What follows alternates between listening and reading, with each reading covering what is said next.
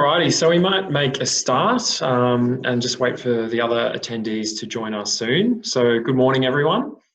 My name is Todd Simpson and I'm the Marketing and Communications Coordinator here at Safe Work Laboratories. And we'd just like to say thanks so much for being part of our first of many SW Labs webinars. So today you will have the opportunity to discover some of the less known impacts of the COVID-19 restrictions that may be affecting your business, and also have time to ask professionals some of your most pressing questions. So we have some special guests joining us today, and firstly I would like to welcome Melbourne Chief Scientist Nathan Brown. Nathan, give us a wave. And we also have joining us our National Toxicologist, Dr. Phil Tynan. Phil, say good day. Hello guys. Now, I would just like to mention how the webinar will work. So as you can see down the bottom, there is a Q&A function. So any questions that you have along the way, please type them into the Q&A function and not the chat. We have designated some time at the end of this webinar to answer all of those questions. So now to kick things off, I will introduce you to Safe Work Laboratories Managing Director, Mel Beecham. Mel. Thank you, Todd. Good morning, everyone. I appreciate you taking the time out of your busy day to come on to this webinar, and we will endeavour to make it as informative and as helpful as we can and as current as we can for your environment and for your needs. One of the things that's obviously happened through this pandemic has been an overall review by many companies of where they're spending their money, how they're spending their money, and so forth. And this has created in itself some reduction in the testing, driven partially by the recession that we are now in, was announced yesterday by the government, but also as well as the standing down of staff and so forth. So there's been a couple of things that I'd like to touch on regarding that, but very briefly, I'd also like to state that Safe Work Laboratories, as you may be aware, has commissioned a PCR, COVID-19 PCR testing laboratory in Perth. This laboratory is available to any companies that wish to screen their employees for the presence of the RNA virus, or the virus RNA. And we're sending samples from the East Coast through to Perth for this testing to be done currently, and it is working well. We're NATA accredited. So that's just an advertorial, I guess I'd just like to run past. Now, moving into a bit more of the meat of it, one of the things that has been well stated and well known is there was a paper produced in the 90s by Roman and Blum, which talked and made a very clear link that when testing frequency is reduced, there is a concomitant increase in drug usage. But fundamentally, when the police are away, the cats play, I guess. So what we're actually seeing now, and Nathan and Dr. Tynan will go into more detail with more hard data, is an increase in non-negatives coming through to the laboratory, an increase in the confirmation rate of certain drugs. This is consistent with people sitting at home, either not being directly supervised, or in the case of being stood down, not having anything to do, demotivated, sitting there wondering what to do next. They'll start to play. And this is what we are actually seeing, and this is immediate impact. So obviously, as businesses begin to ramp up post the lockdown, the importance of workplace drug testing, alcohol and drug testing, is every bit as relevant and as current and as necessary as it is ever. The second part that I'd like to talk about briefly, and this was from a poll that was carried out in March and April of this year, was the Foundation for Alcohol Research and Education surveyed a group of Australians and found that 70% admitted to drinking more alcohol than they would prior to the lockdown. That is quite an extraordinary number when you think about it. And where someone might have had a beer at 6 o'clock at night, they're probably now having a beer at lunch. So again, it just highlights the changing nature of what we're dealing with at the moment. And these people now will be representing back to work and representing back onto your workplaces. and you hope that they haven't slipped into bad habits that they will then take to the workplace. So once again, the importance of workplace alcohol and drug testing is as current and as necessary as ever. And I think the last point I'll make before I turn it over to the experts is just the type of drugs that are used in the different locations. Now, some of it is highly intuitive, I guess, and quite logical. But if you're talking the east coast of Sydney next to the beach, and this is reflected in the wastewater testing that's been done both by the federal government and by Safe Work Laboratories, we'll see a high usage of cocaine in the eastern suburbs of Sydney. And if you go to regional or remote areas in Western Australia, you'll see methamphetamine. So it's around availability, pricing, the social strata. These things are fairly obvious, but certainly relevant. And certainly the ability of Safe Work Laboratories to test a wide range of drugs is of use, of value, and we hope that you enjoy working with Safe Work Laboratories, and we hope that we continue to work with your organisations in providing the safest working environment that we can assist you with. Thank you. Over to you, Nathan. Thanks, Mal.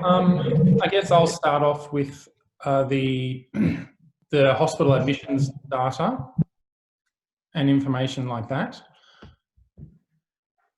So in Western Australia, meth-related hospital admissions are down due to supply chain disruptions, which has seen a sharp rise in the cost of the drug around the country. Australia-wide, meth-related hospital attendances are down almost 30% in April, compared to the average numbers over January to March. A total of 669 people attended an emergency department because of methamphetamines in April, compared to 977 in January. Similarly, admissions to hospital were down 34% in April compared to the preceding 3-month average.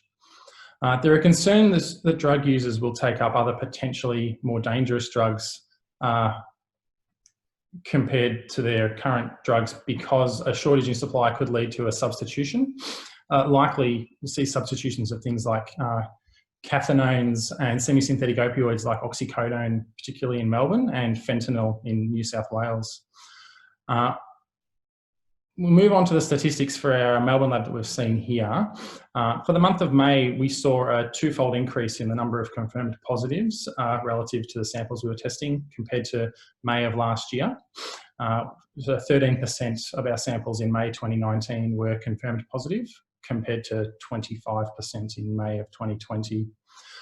We also saw a marked increase in the number of benzodiazepines samples, particularly with other confirmed drugs, so multi-drug use was on the rise in May as well. And we also had quite an increase in the number of cocaine samples confirmed in the laboratory.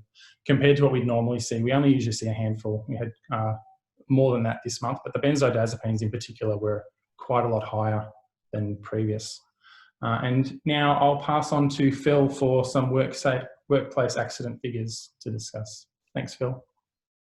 Thanks, Nathan. I think the important thing to remember is, as Mal pointed out, Roman and Blum's study showed that once you've got an established drug testing environment at the workplace, it does act to decrease ambient drug use. But once the testing rate has been substantially relaxed, then there seems to be almost invariably a very substantial rise in drug usage. Now, if this is true, we ought to see it not simply in terms of hospital admissions, but also we should see the impact of such a change in drug usage at the workplace itself.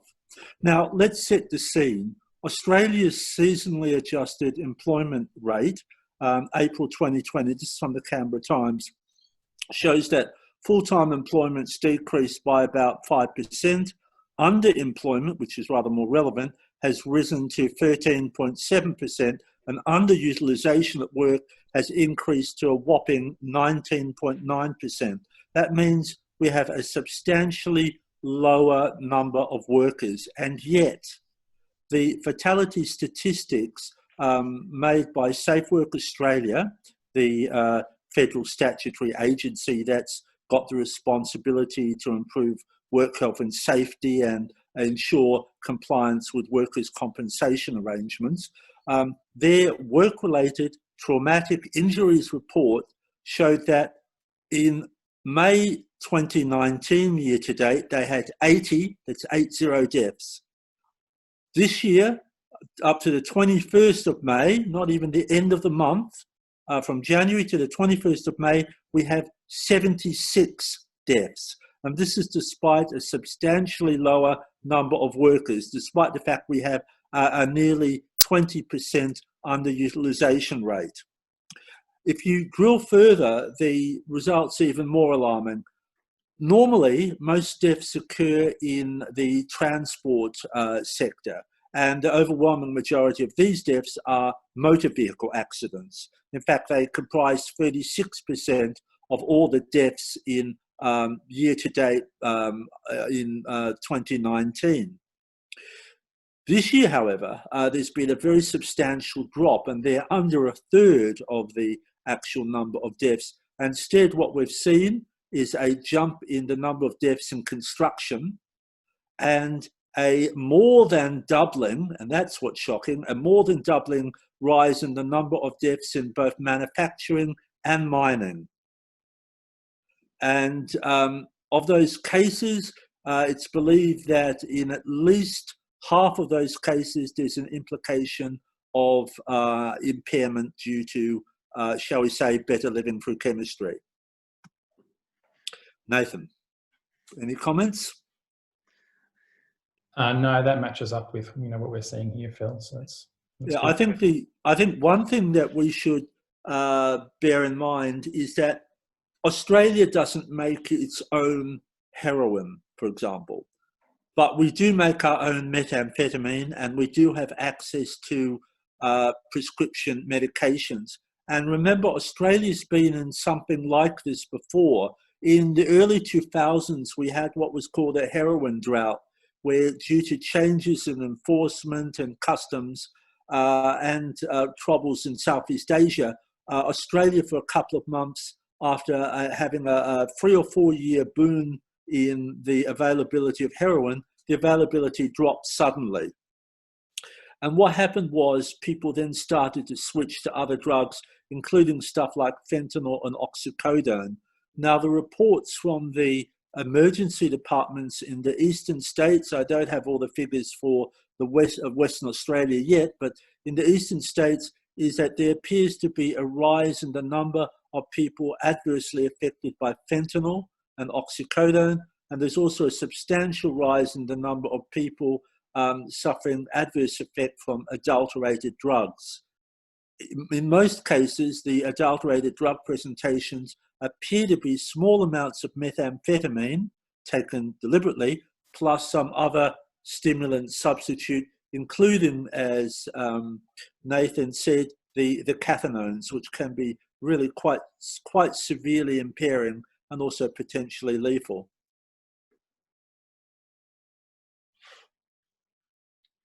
That's my say, guys. Thank you, Phil. Look, I think rather than us talking at you and talking about statistics and so forth, we'd be interested in getting some questions, getting some feedback, some observations perhaps, maybe not even necessarily with regards to your workplace, but maybe they may be anecdotal, but we'd be interested in getting a little bit of feedback and getting some thoughts. I know that Phil can talk a little bit more about some wastewater results that we've done, because they do provide a broad and non-specific but overall indication of drug usage and which drugs are being seen. And our results are mirroring very closely what's going on with the federal wastewater testing program that's being seen. But in the first instance, if we have any questions or any thoughts, please put them through and we'll do our best to answer them. Anonymous attendee has just asked, why do you think companies reduce testing during this time? Well, my feeling is that following what happens in Europe and in America, the feeling was that if you had fewer employees and your income from the work was dropping, you had to decide what was necessary, what was immediately necessary, and what wasn't. And you'd make the obvious assumption that fewer employees means fewer accidents. Unfortunately, as our Workplace Australia results have shown, WorkSafe Australia results have shown, that doesn't hold, at least not for Australia, not for America, not for Europe or Japan. There's another question by another anonymous attendee, who's obviously very, very busy anonymous attendee. We want to start testing again. What precaution is your company taking to ensure there's no transmission of COVID when my employees get tested? Well, when you think about it, drug testing at the workplace has always had to deal with the potential of a transmissible disease. And the ones that we've always been very worried about are things like tuberculosis and like hepatitis, which are really very difficult to get rid of, and also very hard to sterilize a site when those two drugs are around, if they've been exposed. So our standard protocol always dealt with the prospect of infection. Now, during an outbreak of an urgently notifiable disease like the coronavirus, we've taken enhanced precautions. Specifically, we change the disposable gloves every time a person is tested. We use face masks and or splash shields to ensure that there is no droplet transmission. The site to be tested is sprayed down prior to use and after use with a sterilizing agent, usually a high concentration ViraClean, interestingly enough, because it appears to have the most efficacious cleaning effect. And we otherwise maintain social distancing. When we do alcohol testing, the mouthpieces are disposable, and we direct the exhaled air away from the both the participant and the tester, so no one's affected. Also, between uses, we wipe down the mouthpiece with a sterilizing solution. The actual tip of the machine that connects to the mouthpiece with a sterilizing solution, so there's no risk of exposure there. With our oral fluid and urine testing, remember that each device is already pre-sealed in a sterile package. It's then opened, there's minimal handling and certainly no handling with naked skin. And after the collection is taken, it's sealed, it's double bagged, and it's placed in a biohazard container. So there's no risk of transmission during these procedures. Our methodology, in fact, was reviewed by NATA when we were talking about doing the coronavirus testing. They just reviewed our full collection procedure, and we got a tick from NATA who says that basically our methodology is secure with respect to testing. So there wouldn't be any substantial risk of infection there. We've got another one from John. Are you aware of any clinically proven evidence? Well, if you would like me to keep on talking, John Thornton, are you aware of any clinically proven evidence as to people having COVID-19 immunity post-infection?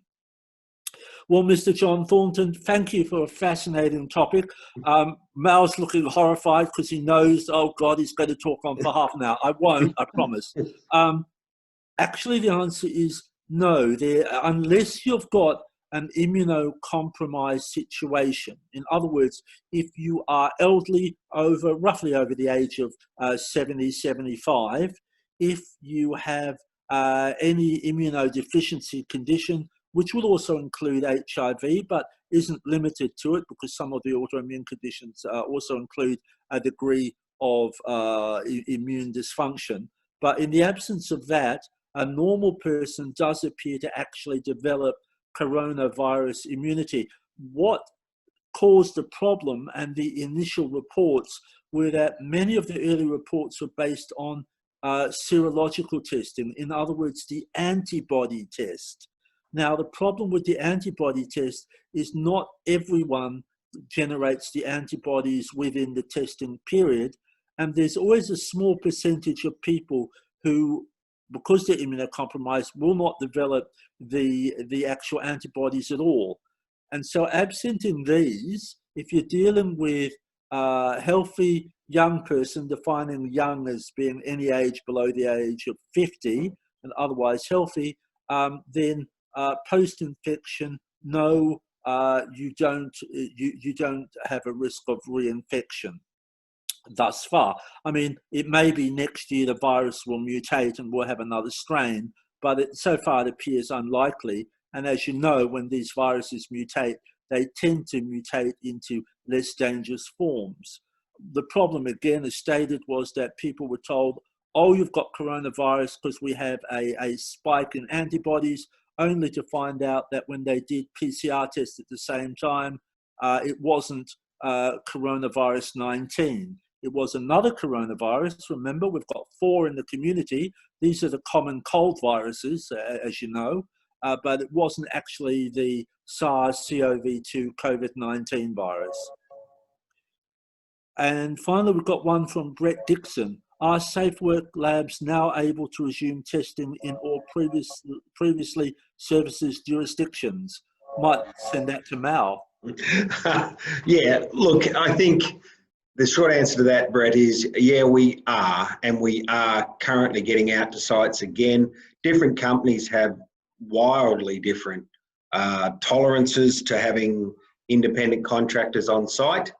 But certainly we are getting on to nearly all of our customers that have previously were doing testing prior to the lockdown and have restarted testing, and we're not having any troubles getting back on site. So that seems to be working as we would expect, Brett. We are taking additional precautions, as Dr. Tynan indicated, and we will continue to do that in the interest of good practice and being a good community citizen. The next question, Phil, are you comfortable dealing with? Because I think it's outside my pay grade, to be honest. Let me have a look, sorry. I can't see it. So let me just bring it down. Here it is. Has there been an increase in antidepressants / Valium and sleeping tablets due to mental illness exacerbated by isolation? How will you test for an antidepressant and allow for privacy? Do anti-anxiety and depressants interfere with fitness for work? Okay. Again, our very energetic anonymous attendee. Those are 3 complex questions. The basic answer is there has been some increase in antidepressants, but not as much as people predicted based on European data.